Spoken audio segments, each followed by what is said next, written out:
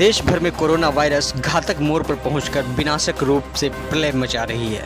पिछले 24 घंटों के दौरान पश्चिम बंगाल में 19,436 नए कोरोना संक्रमित मरीज मिले हैं और 127 लोगों ने अपनी जानें गंवाई हैं। कोरोना वायरस संक्रमण ने पूरे देश में तबाही मचा रखा है। इस बीच देश के अस्पतालों में ऑक्सीजन की कमी देखने को मिल रही है। आज सुप्रीम कोर्ट ने देश में ऑक्सीजन सप्लाई और ऑक्सीजन की स्थिति पर नज़र रखने के लिए नेशनल टास्क फोर्स का गठन किया है। इस टास्क फोर्स की सिफारिशों पर देश में ऑक्सीजन की सप्लाई की जाएगी। इससे पहले सुप्रीम कोर्ट ने अगले आदेश तक दिल्ली को 700 एमटी ऑक्सीजन की अप्लाई बरकरार रखने का केंद्र को निर्देश दिया है। जस्टिस DY चंद्रचूड़ की अगुवाई वाली बेंच ने नेशनल टास्क फोर्स का गठन किया है। यह टास्क फोर्स पूरे देश में मेडिकल ऑक्सीजन की जरूरत, उपलब्धता और वितरण के आधार पर मूल्यांकन करेगी। इस टास्क फोर्स में 12 सदस्य होंगे।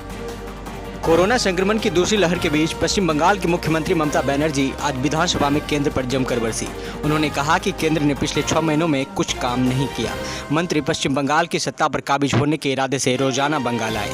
इसके अलावा उन्होंने देश भर में मुफ्त टीकाकरण की भी मांग की। राज्य विधानसभा में उन्होंने कहा कि केंद्र सरकार के लिए 30,000 करोड़ रुपये कुछ भी नहीं है। पूरे देश में एक वैक्सीन कार्यक्रम होना चाहिए। सभी का टीकाकरण केंद्र की प्राथमिकता होना चाहिए था, लेकिन वह नए संसद भवन, प्रधानमंत्री के आवास आदि पर 50,000 करोड़ रुपए खर्च कर रही है। ममता ने केंद्र पर भेदभाव का आरोप भी लगाया। उन्होंने कहा कि शपथ ग्रहण के 24 घंटे के भीतर केंद्रीय टीम बंगाल भेजी गई। दरअसल वे जनता के जनादेश को मानने के लिए तैयार नहीं है। मैं हिंसा का कभी समर्थन नहीं करती। हुए फर्जी खबरें और फर्जी वीडियो फैला रहे हैं। चुनाव आयोग पर भी ममता ने जमकर हमला बोला। उन्होंने कहा कि चुनाव आयोग को तत्काल सुधार की आवश्यकता है। बंगाल में एक रीढ़ है और यह कभी नहीं झुकती है। एक साजिश थी, सभी केंद्रीय मंत्री यहाँ उतारे गए। मुझे नहीं पता कि उन्होंने विमानों और होटलों पर कितने करोड़ रुपये खर्च किए। यह पानी की तरह बह रहा था पैसा। युवा पीढ़ी ने हमें वोट दिया। यह हमारे लिए एक नई सुबह है। TMC को जनादेश के साथ सत्ता में वापस चुना गया है। यह एक चमत्कार और ऐतिहासिक है। इसकी वजह बंगाल की जनताएं और महिलाएं हैं। वहीं बंगाल में TMC की जीत के बाद से इस बात की चर्चा तेज है कि चुनाव से पहले TMC से BJP में शामिल हुए कई नेता वापस तृणमूल कांग्रेस में जा सकते हैं। कृष्णानगर साउथ से BJP के टिकट पर चुनाव जीतने वाले मुकुल राय को लेकर भी अटकलें तेज थीं कि वह वापस TMC में जा सकते हैं। BJP नेता मुकुल राय ने इन अटकलों को खारिज किया है। उन्होंने खुद को BJP का सिपाही बताते हुए एक ट्वीट किया है। उन्होंने लिखा है, बतौर BJP सिपाही राज्य में लोकतंत्र वापस स्थापित करने के लिए मेरी लड़ाई जारी रहेगी। मैं सभी से अपील करता हूं कि लोग ऐसी अफवाहों पर विराम लगाएं। मैं अपने राजनीतिक मार्ग को लेकर संकल्पित हूं। दरअसल कृष्णानगर दक्षिण से जीतने के बाद मुकुल राय विधानसभा से जल्दी निकल गए थे और विधायकों से मुलाकात के लिए वहाँ नहीं रुके थे। इसके बाद से मुकुल राय की TMC में वापसी की अटकलें सामने आई थी। तो हुगली जिले में चुनाव से पहले तृणमूल को छोड़कर भाजपा में शामिल हुए दलबहादुर नेताओं पर कार्रवाई शुरू हो गई। ताज़ा मामला हुगली जिला परिषद के सह सभाधिपति और हुगली जिला तृणमूल युवा कांग्रेस की पूर्व अध्यक्ष सुमना सरकार से जुड़ा हुआ है, जिनके हुगली जिला परिषद स्थित ऑफिशियल कार्यालय में तृणमूल कांग्रेस की तरफ से ताला लटका दिया गया है। आपको बता दें कि सुमना को तृणमूल ने बालागढ़ विधानसभा सीट से टिकट नहीं दिया था और उनकी जगह पर तृणमूल ने मनोरंजन व्यापारी को अपना उम्मीदवार बनाया था। इससे नाराज होकर उन्होंने भाजपा के राष्ट्रीय उपाध्यक्ष मुकुल राय के हाथों तृणमूल को छोड़कर भाजपा का दामन थाम लिया था, लेकिन वहां भी सुमना को मुंह की खानी पड़ी, जिसके बाद विधानसभा चुनाव में वह बिल्कुल न्यूट्रल रही। लेकिन ऐसा लगता है कि अब तृणमूल नेतृत्व ने दल बदल करने वाली तृणमूल नेताओं को आड़े हाथे लेने का मन बना लिया।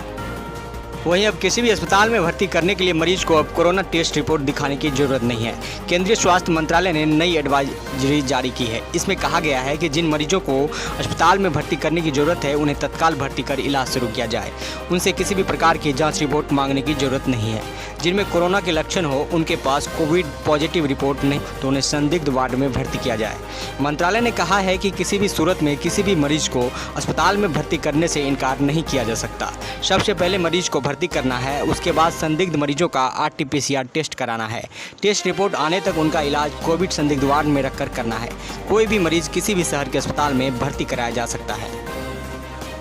कोरोना वायरस के बढ़ते संक्रमण के बीच drug controller general of India यानी कि DCGI ने 2-डिऑक्सी डी ग्लूकोज 2DG दवा के इमरजेंसी इस्तेमाल को मंजूरी दे दी है। इस दवा का इस्तेमाल एक सहायक थेरेपी के तौर पर किया जाएगा, यानी मध्यम से हल्के कोविड-19 मामलों के इलाज के लिए इस दवा का इस्तेमाल किया जाएगा। रक्षा अनुसंधान और विकास संगठन DRDO ने शनिवार को इसकी जानकारी दी। DRDO ने एक बयान में कहा कि एक जेनेरिक मॉलिक्यूल और ग्लूकोज का एनालॉग होने की वजह से इसे आसानी से तैयार किया जा सकता है, साथ ही इसे बड़े पैमाने पर उपलब्ध कराया जा सकता है। एक सहायक थेरेपी वो वैकल्पिक ट्रीटमेंट होता है जो प्राथमिक ट्रीटमेंट के साथ किया जाता है। इसका मकसद प्राथमिक उपचार यानी कि मरीजों के चल रहे इलाज में मदद करना होता है। DRDO के बयान में कहा गया है कि इस दवा को DRDO lab institute of nuclear medicine and allied sciences और डॉक्टर रेड्डी लेबोरेटरीज के सहयोग से तैयार किया गया है। क्लिनिकल नतीजों से पता चला है कि इस दवा के मॉलिक्यूल अस्पताल में भर्ती मरीजों को तेज़ी से ठीक होने में मदद करते हैं। इसके अलावा मरीज को सिलेंडर के जरिए दी जाने वाली ऑक्सीजन पर निर्भरता को कम करते हैं। DRDO के मुताबिक जिन मरीजों का 2DG के साथ इलाज किया गया उनमें सिम्प्टोमेटिक केयर विभिन्न बिंदुओं पर स्टैंडर्ड ऑफ केयर की तुलना में ज़्यादा रहा।